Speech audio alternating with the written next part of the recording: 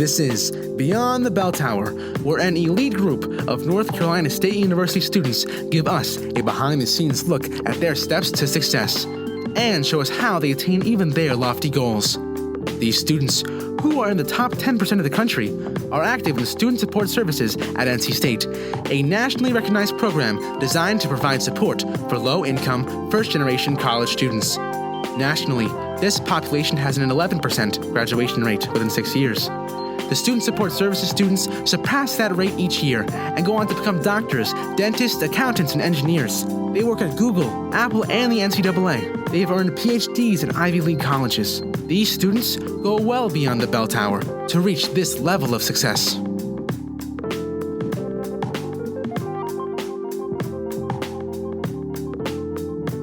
And we are here with Dominick, one of our most esteemed trio alums. You're free this summer to record this podcast because when do you start your job? I start my job August 20th. Actually. Okay. What's your job? Where are you working? What's your title? I will be starting with Cherry Bekaert. I will be starting as a staff accountant, and I will be working in their audit department, actually, right in downtown Raleigh. So, that's exciting.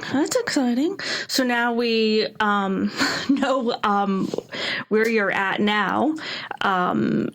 Do you want to let us know all about yourself, where you come from, Sure. what major? Yeah. Who is Dominick? Sure. Who is Dominick? All right. So I guess I'll start way from the beginning. I was actually born in New Jersey. Moved down here most recently when I was about 11 or 12. So I went to middle school and high school actually right down by Charlotte. And then I decided, after applying to probably about 12 different colleges, I decided that state was the best place for me. Once I got here, I ended up, or actually originally starting off as a math major, which was kind of interesting. I always knew I was kind of good at math, but I knew for sure I didn't really want to be any kind of math teacher or anything like that. So I kind of just stuck with that kind of more for my first year, knowing that I wanted to switch out of that. Because when did you apply for the College of Design? Because I knew you were interested in designing cars. Like that was one of your passions, was cars. Right. I guess, yeah, it was probably towards the end of my first semester here, actually, was when I was applying for doing the industrial design program. So I actually got pretty far in that process and everything. That actually just didn't pan out the way I was expecting it to. But I think it ended up turning out pretty well. The way everything else worked out. So actually after that, once I decided I wasn't going to keep going down that path, I ended up actually taking a couple different business classes, a couple economics classes, and I found that was a lot more of my direction. Because I even remember you saying that you were surprised how much more you liked even the class atmosphere of the accounting business classes than you did any of the math classes. Absolutely. I felt way more at home in those types of classes. Just the people I was around and everything. I felt like a certain kind of passion I just wasn't feeling when I was taking the science and the math classes. I enjoyed all those topics. I still do enjoy like science, physics, all those types of things. But I think I've come to realize that, as you were saying earlier, cars have always been a huge passion of mine, but I like that more as a hobby as opposed to like a career. So I'd rather do that kind of stuff on the side. And then this accounting path, I guess, ended up being more my direction for a career. So. Mm-hmm. Yeah, no, and that's great. And I remember that you had applied for an internship with NASCAR or with when was? So I guess that must have been the end of my freshman year or something around there. Actually, in high school, I did a small day type internship with a couple different race shops around. Actually, one of them was Hendrick Motorsports, which was kind of right by where I live, because I live right by the Charlotte Motor Speedway and everything. And so I really actually did enjoy that. So I ended up applying through them. I guess I've applied to so many different internships, and I'm sure we'll talk about that later. But I applied to that, and then I'm trying to think what happened after that. But I think we because I think you interviewed for it and you were only a first year student, and that's rare. Right. Yeah, I did do the interviews and everything for that. And I think that's what it was, is that they did say that they enjoyed my application and everything or whatever, but they just said that they were looking for someone, at that point, they wanted an older student, someone that was probably more of a junior, senior level. So, And that is like a common frustration of students when they say, they are being told, like, you need experience. Nobody's going to hire you if you don't have experience. Right. And then it's like, well, how do I? I can't, if I wait till I'm a junior and then I don't have any experience, how am I going to even get that junior, internship that junior year? Right, exactly. And that's always been a big thing. I've known, even just with a bunch of my friends as well, they've had that kind of same issue where, they try applying early on and stuff like that because, of course, the schools encourage you to go to the career fairs and everything, even as a freshman and everything. But at the same time, it ends up being a little discouraging for some people because they're expecting, I should be able to get some sort of internship or something like that. But then a lot of these companies, they do want someone a little bit older because they're more already into their major or their career path. Yeah, like they've taken more of the required courses, or had other experiences for sure. Now, when did you actually get a summer internship? I actually ended up getting one. Actually, I ended up being right after my senior year that summer, right before I ended up going to grad school. So, yeah, as I was finishing up. So actually, it was my fall semester of my senior year is when I actually got that internship. So yeah, I did a bunch of recruiting events through that, and I ended up, for that following summer, I ended up getting an audit internship with the company that I'll be working with now. Yeah, that's great. And that's one of the very appealing parts of accounting as a profession is that they tend to hire interns. Right. Because when did they offer you the job while you were in graduate school, or did they wait till after you had graduated? They actually offered me the job on my last day of my internship. Right. So that was just a couple weeks before I ended up starting grad school. So yeah, once I went through all that, they sent me the offer letter. So that was pretty exciting. Yeah, I think that's one of the things about the accounting profession is how they handle that. Is a lot of accounting students will have a job a year in advance. Right.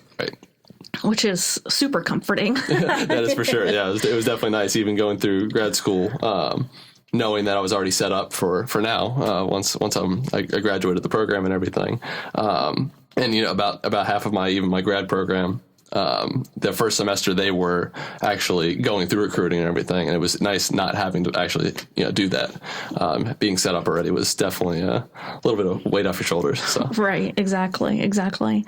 Now, so you just graduated from the Masters of Accounting program at NC State. Yes, I just graduated in May, so I'm officially done with school.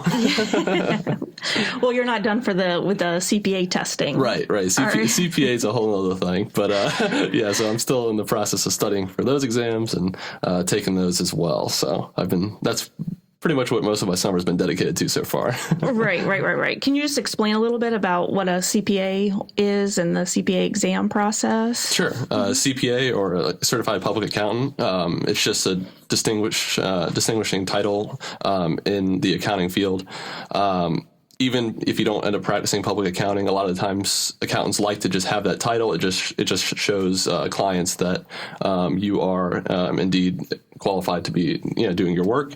And the state of North Carolina, as well as most other states, you have to attain first 150 credit hours of college credits.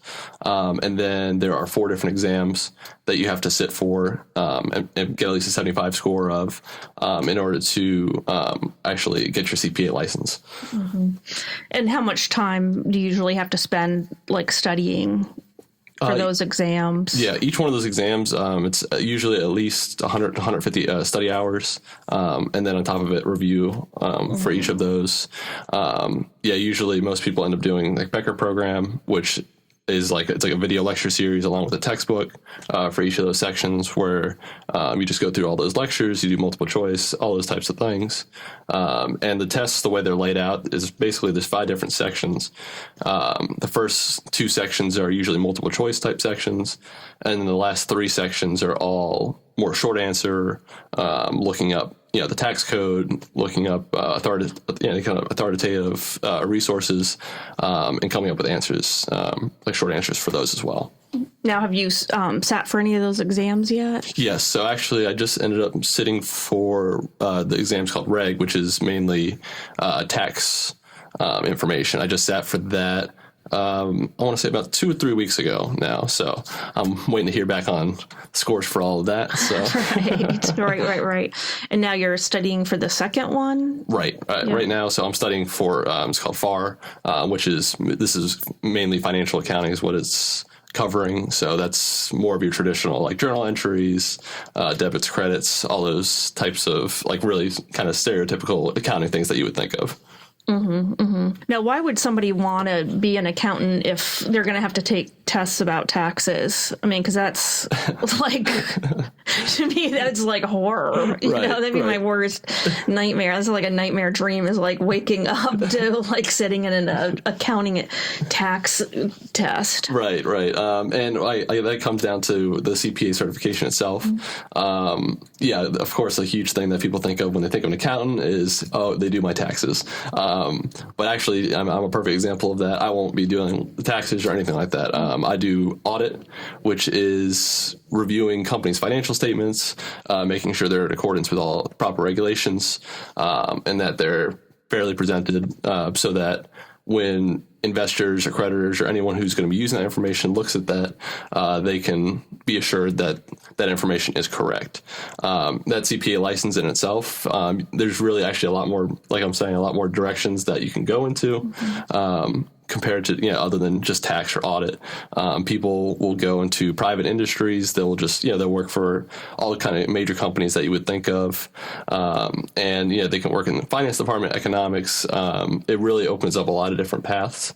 Because every industry needs accountants. Exactly. Like there's no, kind of area of entertainment, agriculture, whatever, they all need accountants. Exactly. So even if, again, you can mix the passion, say the NASCAR with the accounting, that would be, that wouldn't be a far reach. Right, of course. That's a big thing of, first several years of being in a public accounting especially, is that people like to try to find their niche or like their specialty. So someone, they could go into something with automotive, or they could go, finance, they could go real estate, banking, any kind of path like that. That's one of the perks of the job that I'll be starting, is that I'll be dealing with a bunch of different clients across a bunch of different industries. So I'll get exposure to all different types of accounting in that sense, which in turn usually helps a lot of people. After a couple of years, they end up focusing into that industry. And a lot of time they will end up going to work for one of those types of big companies. Right. And I actually heard that the job of an auditor is actually very social, because you're working directly, with your client. Right. And a lot of the time too, with audit in particular, is a lot of the work has to be done on site. So you do end up traveling a lot to different clients, which depending on, I guess, who you are, it ends up being a lot of fun, I think. So all around the area, you get to meet different clients, meet different personnel and all these different businesses, and you get to really get to meet a lot of people all the time. So you're always kind of doing something different, which is another fun part of accounting, which I don't think, again, a lot of people would really think if you're just thinking about what people typically think of when they hear an accountant. Right. They don't usually equate accounting to diverse experiences, travel, meeting new people. No, not at all. That's for sure. Yeah. And then the other thing, I'm not sure what the current statistic is, but I know in the past, accountants have the least or the lowest unemployment rate. It's almost like 98% of accountants are employed. Mm-hmm. Which I could believe, because again, every industry does need accountants. Everything has to be budgeted somehow. So usually accountants taking care of that for the most part. So and the great part about accounting too is that depending on your life, you're starting a family, you move around a lot. You can pretty much be assured that anywhere you go, you can find an accounting job, which is kind of a nice thing as as well. So if, you decide that you want to go move to Colorado, you can do that pretty easily and find a job out there as well. Mm-hmm. Yeah. So that's a great perk. And hopefully our students do consider that, because with getting into a master's of accounting program, you don't necessarily have to have a bachelor's in accounting. Right, that's correct. And specifically NC State's program, they actually have kind of like a catch-up program that, if you didn't do an accounting undergrad, basically I think it's like a 5-year or 5-week kind of just catch-up program where they put you through all of the basics of accounting, so that when you do jump into the first week of your master's program, you don't feel like you're behind. And I knew several people that did that program, and they all graduated with me and everything too. So right, yeah. right. It's like never too late. So that's when people may realize, even after, hearing you, Dominick, that accounting seems better than they thought it would be, an attractive career. And then, but they're a junior and they can't switch into it. There's always the graduate program. Right. That's for sure. Mm-hmm. Even if you have a bachelor's degree in something else, it doesn't mean that becoming an accountant is impossible at all. Yeah. And I knew people too that they started off with environmental science degree, a geology degree, and I knew people that even type of humanities degrees as well. And they were all, once they did that catch-up program, they were able to jump in and do everything, just like everyone that did the undergrad program here as well in the accounting program. So right, and the cost of a graduate degree and timing is attractive too, because the graduate program is only 1 year. Right, which is definitely a nice feature as well. I was someone, even as I was going through undergrad, I figured, I've always been someone that worked, all the time. So I was pretty much convinced that, once I got my bachelor's degree, I was going to go straight to work, and I was going to be super happy with that. But once I got more into the accounting, I knew that I was going to have to do that master's degree to be able to get my CPA license and everything. So being able to do that in 1 year was a great perk for me. I didn't know if I really wanted to do a 2-year master's program. So getting to do that in 1 year, and it's the same thing. It's still 31 credit hours, like a lot of graduate programs. So it's a little bit accelerated, I guess, pace, but it's definitely like a doable thing. A lot of people, I did it in 2 semesters, but a lot of people will do 2 semesters and then do 1 or 2 classes over the summer, just kind of depending on how you want to break that up. So, And what do you think made you competitive to be accepted into the graduate program? I think just a lot of it was just being involved, just in my community or just in my undergrad in general. I don't think it was any one particular thing that I did. Like I said, I always worked and everything undergrad. I think programs, they just like to see that you are consistently utilizing your time. And I think that they like to see that you are pursuing some sort of passion of yours. It doesn't matter. It doesn't have to be directed really to the field that you're trying to apply into. Like a big thing I did in undergrad was I played in NC State's jazz program for all 4 of my years in undergrad. And you're a saxophonist? I am a saxophonist, yes. I play saxophone. I do play a little guitar as well. Yeah. So I think...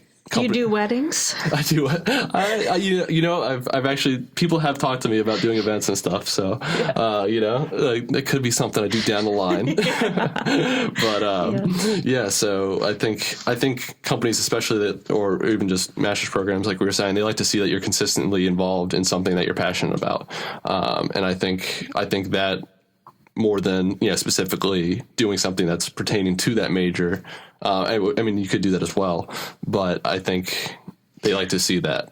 Yeah, and I think from the trio perspective, you were the first president of the trio ambassadors. Yes, that's correct. I mean, you led that program in its inception, which is probably the hardest thing. Right. To do is to lead a program that's never existed and nobody really knows what the ambassadors are actually going to do. Right. And for me that was a big thing, I guess, because like you were saying, there was I guess a lot of initiative both on the program and on my half as well.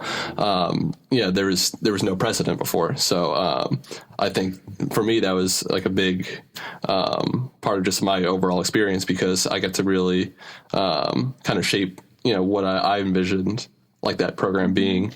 And I think that has even helped me just in my master's program and everything, just up until this point, because I just feel like that I have no problem, taking that first step or just making the initiative to pursue whatever it is I want to pursue. So. Mm-hmm. Now, can you tell us a little bit more about the ambassador program? Sure. So in that program, we essentially were the voice of the students to the staff of the TRIO program.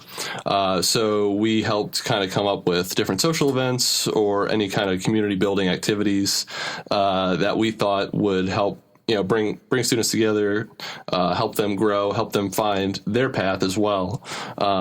And we did that in much different ways. We did more social events, but as well as more academic focused workshops, things along those lines as well. So it was really, especially the first semester and everything, we really tried to just get input from students, hearing what they felt like they weren't getting from just like the regular coursework, and trying to provide them some sort of resources or programs that would help them achieve those goals. Yeah, and we really want students, when they see anything that has to do with the ambassadors, it may not seem intuitive, like kind of what is a TRIO ambassador, but they definitely need to look into that and attend the programs and even become involved. Right, and that's the biggest thing too. I would say my first year, I don't know how involved with just being a freshman. I think that's a hard thing for anyone, just trying to kind of, there's a bunch of change, I guess, especially your freshman year of college, trying to figure out where you fit, where you belong, what you want to do. There's a lot of different choices you're kind of making. But I think especially going into my sophomore year and beyond, really just trying to, any kind of event, I think at that point I just decided, okay, if something looked interesting to me, I had the time to do it, I was just going to go do it. I think that's a pretty good mindset to go about really anything, but especially the TRIO program and everything. I met some amazing people through the TRIO program, some great friends that I still keep up with and everything. And so, I mean, it's just overall, amazing experience. And I think it's one of those programs that has so much to offer, and it's really just how much of it can you utilize. So that's kind of how I looked at it. Yeah. And I think that's the thing, is that TRIO is a safe place for students trying to get their feet wet and get their first leadership position. And then even you'll learn from other students what they're involved in. And then you have somebody to go with, right. To those events, or, more about a program, because it's hard when there's so much you don't know, right. Yeah. Too much is actually, can be harmful. Right. And especially at a school like NC State, it's such a huge school and everything. TRIO ends up being, I think, for a lot of students, you feel that home. I mean, last year and everything, year before was probably about 250 students. I'm not sure if it's grown since then, but I think having that feeling of like it's a group of people that you can go to, you can rely on, ask for help, all those types of things. I think a comforting thing for a lot of students, especially for someone like me. I went to a really small high school, and then my graduating class of high school was like 80 students, and then coming to a school where there's 35, 40,000 students is a totally different experience. So having that smaller group of people to kind of lean on a little bit is definitely a nice perk of the TRIO program. Right, because in some of the classes, there's more than 80 students in a class. Right. Especially a lot of those freshman intro classes and everything. Yeah. There was 300-400 students in some of those classes. So. Yeah. And then you kept up your leadership while in grad school, didn't you? Right. So I ended up getting elected to be the president of the MAC program as well. Which that's a big blankety blank deal. Yeah. I ended up doing, through that, there's the GSA, so the Graduate Student Association. I ended up, representing my entire program on that board. So there's a monthly board meeting that happens. And again, that's to address all student issues, across the entire graduate school. And then it actually had a lot of similar things that I ended up doing with the TRIO program, is that there was a lot of different events that we ended up coming up with to, bring these graduate programs together. Especially grad school, everyone gets so focused into their studies and their schoolwork and everything that everyone kind of gets siloed off a little bit. So a big part of what we were doing there as well was really trying to overlap some of those programs, because how often do people from, geology talk with accountants, right? So a lot of the events we came up with were just to get people from, all different disciplines to really just talk together, and kind of just mingle a little bit. So, and I think that's a great thing to note, is that leadership experience with Trio, was very applicable and made you successful in a leadership position in graduate school. Right. Definitely helped. And especially with even just my program itself, the Master's of Accounting program, there's a lot of actually group work, which again, I don't know if you would necessarily think that if you think about accounting, but we had a lot of different types of projects, presentations that we would do. And just having that leadership, that skill set really helped me throughout the entire program. I don't think I would have really done as well as I did if I didn't have that kind of background. Right. The dreaded group work. That is. I've never had a student have a positive experience, I think, with group work. So what is your advice with group work, and even students now knowing that they're going to have to continue group work through their graduate career? Like, it's not going away. Right. And it's not even just the graduate career as well. When you're working too, there's a lot of collaboration just with projects and everything. It's a lot more of it now is online and everything. You're a lot of just virtual meetings as well. But I would say some of the biggest advice I would give is, if you can take initiative on, if there's certain sections of some sort of project, be like, okay, this is, I can be good at that. I've done this. I think just showing your group that you can take that initiative on certain things is really good. And just generally just being proactive. It's especially if you work for the group for a while, you understand people's strengths and weaknesses. So I always just try to find people's strengths and weaknesses as early as I can. Some people you'll pick up on it that some people are better writers, some people are better with making the actual PowerPoints or visuals or whatever it ends up being that you need for your presentation. So I think really just trying to be in tune to those types of things with the people around you, and actually even just trying to get to know your group mates beyond actual just doing the project. I ended up becoming good friends with a lot of the people I ended up doing group work with, just because, if we were working late or whatever, we were be like, okay, let's go grab a coffee before we jump into this project. Just things like that, just knowing people's backgrounds a little bit too, I think really helps with working with them as well. So, yeah. So you also have to take effort to kind of make friends, even if it's forced. Right. You're not making friends naturally, but it's like, I have to make friends so I can do well. Exactly. Yeah.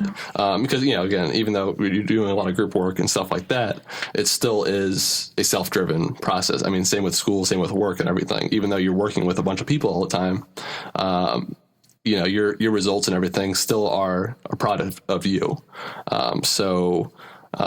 Like you said, getting to know your group members, even if you don't necessarily want to or love to, it definitely will yield better results for you with your project or just your whole experience. Mm-hmm. Now, what's your advice for students when they're in a group with somebody who doesn't do any work or very limited work, like they don't show up to meetings? Or, don't even meet their timeline. Right. I think a lot of people get intimidated by stuff like that because they feel like they have to confront this person now and they have to make a whole big deal out of it. I've always been someone that, with this, if people don't do their parts or whatever, I have no problem with pulling them aside. I think, be like, look, I think a lot of people in the group are uncomfortable with basically, what's been going on with the group setting. And I think that, you really just haven't been pulling your weight, maybe as some of these other people. And I think too, I try to get any kind of more confrontational type matter like that. I would say, I would really try to give that person the benefit of the doubt, just from the beginning. I think a lot of the times people, it might not be intentional that this person is, not doing their part or whatever it may be, or they could just have a lot going on as well. Everyone has lives beyond just schoolwork and stuff like that. So I always think, just pulling that person aside and just talking to them and be like, hey, is there something that we're not doing that you can't do your part? Or just talking and be like, is there something we can do to make the situation better for you as well? I think usually helps those types of situations go over a lot smoother. Mm-hmm. Yeah, no, excellent. And then what about the situation? I have several students where a couple of the people or one person takes over and then determines what the project is, and then the student doesn't even agree, with the direction. Right. Yeah. And have you ever been in that that's situation? That is definitely a tough situation as well. A lot of that it can be like a personality driven type thing. Some people are just almost so on top of things that they end up driving the whole thing. And again, that'd be a situation where, you'd want to talk to that person, just be like, look, you got to step back from a second. It's great that you're knocking all this stuff out and everything, but it's more of just you're going forward and you're dragging us all along. We want to kind of be all side by side going forward with this. So, just be like, I think there I would say, we all, even though I think all those, we have totally messed up here. No. But I would say really just having to get everyone's voice as part of the project itself. Everyone should be represented. So even though you might have done some great work and everything, I think everyone's name is going onto this piece of paper or this presentation that you're turning in. So we would really like to have, our voices represented as well. So. Yeah, because what makes a strong person in group work is different than when you work individually. So being necessarily an individual overachiever isn't actually best in group work. Right. Yeah, so it's totally different. Yeah. Or not totally different, but it's including others is as important as, taking initiative. Exactly. Yeah. There's kind of a balance there for sure. And how have they said to work with groups in your classes? Have instructors gave strategies or? Yeah. They have talked a little bit about it here and there. It really just kind of depends on the teacher and what kind of project you're really doing. The one example I would say, in the program that's kind of notorious for the presentations is the audit class. A lot of people take it with Professor Showalter. He's a cool guy. But with those presentations, they're very formal presentations. You are, it's usually probably a half an hour presentation. It's, you're supposed to cycle through your group and everything. There's got to be a balance of who's presenting what information. So there's a lot of different parts to it. So I think with those presentations, they really stress actually, moving around. When you're doing a presentation, eye contact with people in the crowd. And a big thing too is just engaging your audience if you can. So all those types of things I think really overlap into working with presenting that kind of information. And how did you what preparation or how do you think what led to you becoming a strong presenter? Actually, it's just, with anything, I think it's just a practice over time. But yeah, for me, actually, I know several people that they feel like they have to script everything out, right? They have to, especially if they're giving me a big presentation like that, they have to script out word for word what they're going to say. I've never been someone that can do that. I have to, I'll have bullet points as to what I want to cover. But to me, I always have to make sure that whatever material I'm presenting, I know it well enough to where I can, it can flow off my tongue essentially, well enough to where I feel comfortable talking about that material. So I think that's a huge thing, is finding a comfort kind of spot as to, where you feel, the material best when you're presenting something like that. So that's kind of always been my approach, is really just understanding that material and kind of bulleting out what I'm going to say, as opposed to writing a speech. So what are the priorities, do you think, of 18 to 22-year-olds? What should they be most concerned about in their financial health? I would say, the simplest thing, depending on your situation, of course, you're not going to have, usually a full, range of expenses yet. But I would say the biggest thing is actually just developing good like financial habits at like between 18 and 22 really. So like I was saying before, just budgeting, doing personal budgeting for yourself, even if you only have like a few expenses every month, just being aware of how much you do owe, how much you are taking in, I think is like a great first step to being just successful, financially at least. Going and how forward. much time should that take? Should a student devote like each month or each week? I like to look at least like weekly, just to have an idea of just, kind of where I am. But it doesn't even have to be like that often. It can be, I would say as long as you come up with a consistent schedule for yourself, even if it's every 2 weeks, just, refer to, just be like, okay, this is, or it could be like, every 2 weeks when you get a paycheck or something like that, be like, okay, I'm going to set aside an hour and just, look through, your finances, just, see what you do, what, kind of how everything's looking right now. I would say, even an hour every 2 weeks, 2 hours in a whole month, I think is, pretty reasonable time just to make sure that you are hitting all the goals that you're trying to hit. Right. Exactly. And you might have to schedule it in and force yourself to do it in the beginning, but then as you realize how easy it is with online banking, especially. Right. For sure. And even just another good resource for something like that, that a lot of people I know use as well is, it's called mint.com. Mm-hmm. A lot of people do it's pretty nice in the fact that it links everything together. So, you can keep track of your loans, you can keep track of, your credit cards, whatever bank accounts, if you have a payment, your phone bill, you can link all those to your account. And it'll show, a snapshot basically of, okay, for this month, you're going to spend $80 on meals. You're going to spend, $100 on this, that, and you can budget alongside like those expenses. So that's, to me, has always been like a pretty good resource as well. Just being able to use a site like that, to track everything.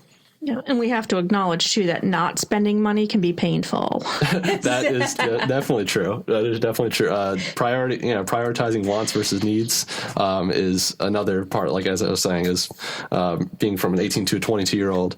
A lot of time you might look and be like, oh, I don't have a lot of expenses, so I can just I can go the movies 3 times a week or whatever it is. But all those little things definitely do add up. Mm-hmm. Mm-hmm. Yeah, and it's, kind of like a price you pay.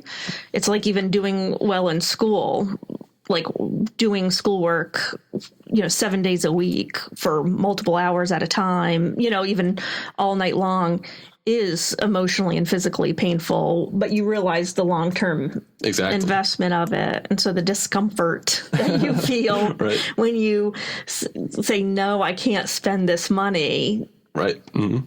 It's, it's only going to be for a short amount of time. Exactly. And I think the older you get and everything too, and you realize kind of what your priorities are, like your priorities, especially from, I would say 18 to 22, definitely shift over time. Once you realize you want to start working full time and everything and, doing all that kind of stuff, I think you'll be happier not spending that money now, saving it for when you want to make those bigger purchases, or if you need to save it for a car, or eventually a mortgage on a house, things like that. All those little times you decided, oh, I'm not going to spend the $15 on going out to eat or whatever it is. I think will pay off for you down the road. Mm-hmm, mm-hmm. And I think of the discomfort of restricting what you spend money on versus the panic stress that you feel when you don't have money, like to fix a car or something like that. Right. No, definitely. Especially in those like emergency type situations, you'd rather have that $500 to fix your car versus, all those little times, like I was saying, when you spent money on, these silly things that, probably throw in the back of your closet now or whatever it is, mm-hmm. Definitely a much better situation. Mm-hmm, mm-hmm. Yeah, exactly. Is there anything else, other advice you have for students? Like I know they have questions too about credit scores. Are there common mistakes people tend to make, or like even from a professional accounting perspective, are there things that people do that they say they do to increase their credit score, but actually could be more harmful? Or what's most harmful and what's most beneficial? Sure. For a credit score? Advice in terms of that, I've gotten lots of people, I think, especially like the 18 to 22 kind of age group, have actually kind of been scared away from like using credit cards and stuff like that, because people are, people hear horror stories all the time of, I got a credit card. Next thing you know, I had $5,000 worth of debt, credit card debt, just because I kept spending and spending and spending. So my piece of advice would be to not be scared of a credit card. I would read, especially there's actually a lot of good credit cards that are specifically designed for like college students. So I would look for those types of cards. And going off of that as well. And I think NerdWallet lists those like comparisons. Yeah, they do. They do the types of comparisons as well.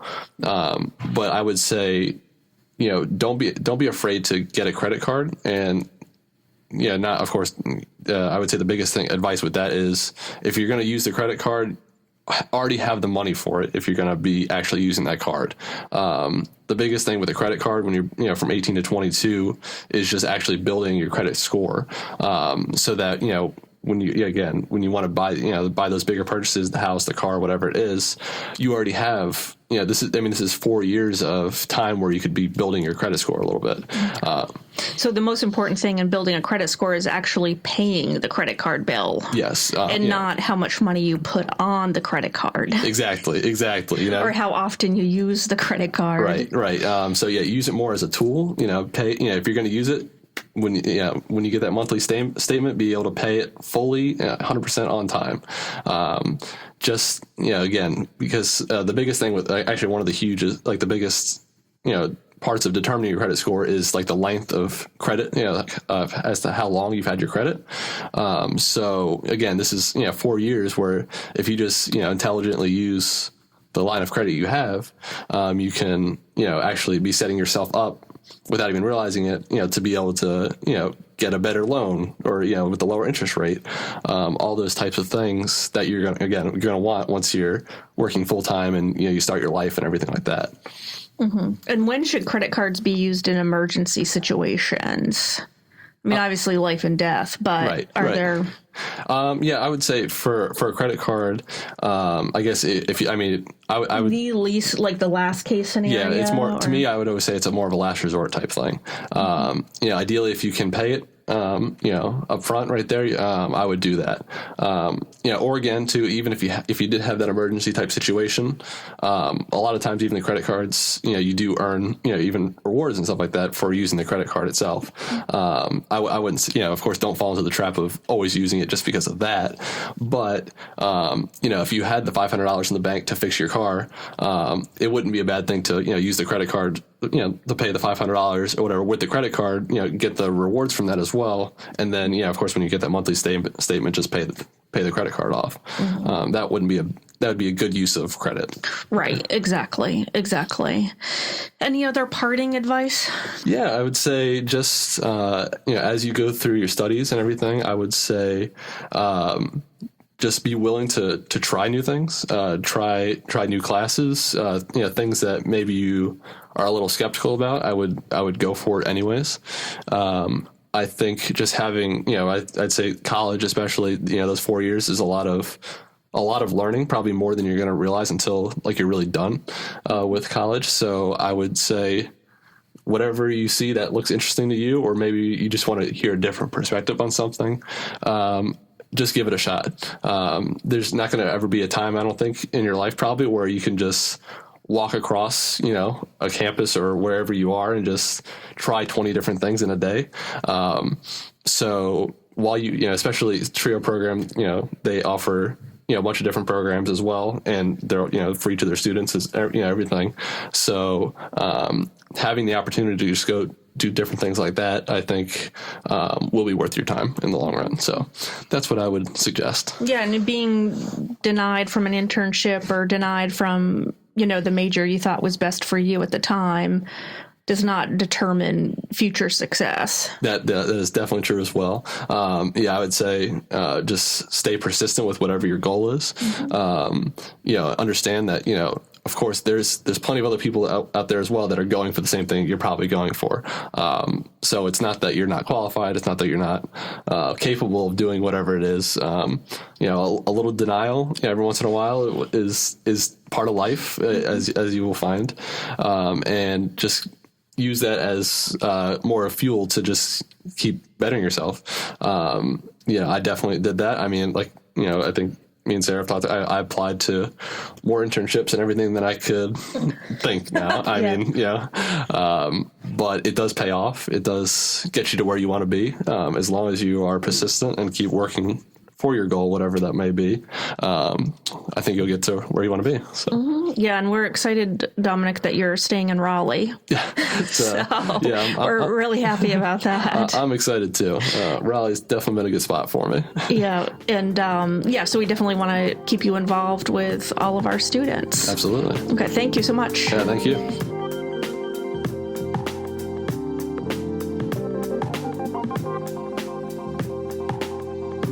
TRIO Student Support Services Program and Student Support Services STEM are federally funded college retention and completion programs. These programs focus on academic, personal, and career support for under-resourced undergraduate students.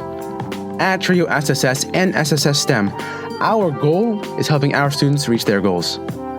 We are currently accepting new students to our program. Apply today. Go to www.ncsu.edu to learn more about student support services at NC State.